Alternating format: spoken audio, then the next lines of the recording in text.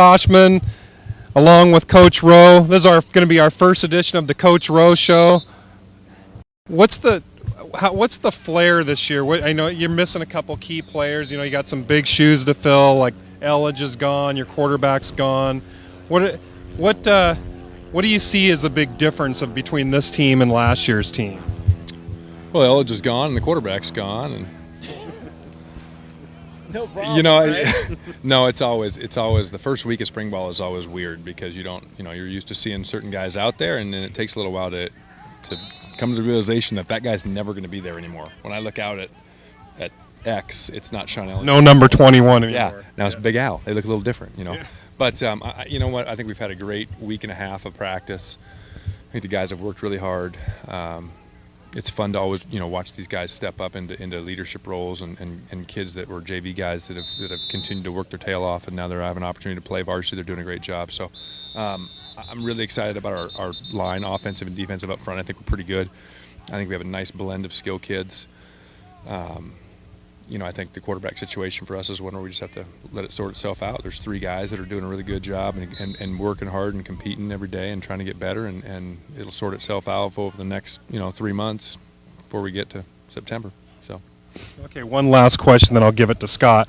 I think you'd mentioned before that this is one of your strongest teams. Good catch right there. Missed it. We missed it on the camera. But you mentioned that I think you told Todd that this is probably your strongest team you've ever had. Yeah, physically this is in the weight room. Call me.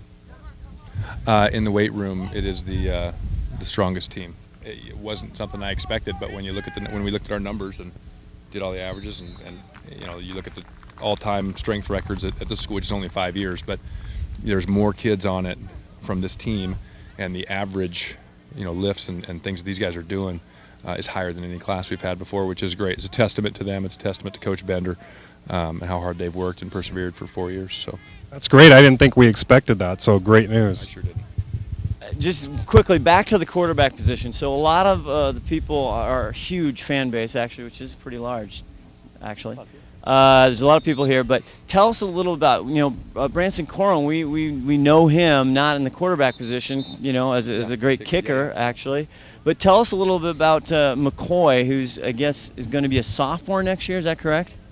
Yeah, there's three guys. Branson, he's been a quarterback, a JV quarterback, and been a varsity kicker for us. We know him a little bit. And then the two other guys, you got Brady Southard, who's going to be a junior, played JV last year, tall kid. And then McCoy's going to be a sophomore, was a freshman quarterback last year. And so those three guys are just kind of growing into it and seeing, see who puts that information and transfers it from the classroom to the field and the game starts to slow down for them because we're asking them to do a lot. We always do. So anytime you have a new quarterback like that, you expect it to be a little bit rough, and so we're seeing some good things on film, and we'll look at it and go to camp and try and get better. Is each one of those quarterbacks a little bit different players, very very contrasting styles, or is there some completely? Yeah, Branson obviously is a smaller guy, but he's just cat quick. He's a great little option quarterback. He throws a nice ball, but he doesn't have the big arm. But he gets the ball out on time, and that comes with that maturity. He's a senior. Yep. He's done it a few more times. Yep. And then you've got Southard, who's more of your traditional pocket passer, big kid, not a great runner, can run if he needs to and scramble if he needs to, but has a pretty good arm and has good height, can see, and then McCoy's a young kid, good, got a great frame on him. He can run a little bit, as you saw there in the scrimmage. He can lower it and go. He's about 200 pounds. But he throws pretty well too, so he's a nice blend of size and speed. But he's a real young kid, and he's trying to figure it out as he goes, and we'll see what happens. Who are you gonna get to take up the slack that the missile Palmer, 1,000+ yards? You'll be all right. You got Pinka coming up. You're gonna like him. Okay, we got Pinka. Who else do we got? Kainoa? Yeah. Kainoa's gonna play a little bit of offense. Okay. He'll be in the slot with Heinze, and then we move Trey back outside to Z, so he's doing a great job, and Big Al's playing X, and so we have a nice blend of size and speed. We got Jake Berg and Leon Elliott in the slots that can spell those guys, so we just have a good mix of kids that I think are gonna, if we get it down and we stop putting the ball on the ground like we did today, then I think we're gonna be scary on offense. So. Good. Well, that'll do it for the first installment here of the Coach Rowe Show here on STSBN. Look for this all season long. Good luck, Coach. We'll be seeing you. As always. Appreciate the time, and we'll have More here from the spring game 2013 right after this.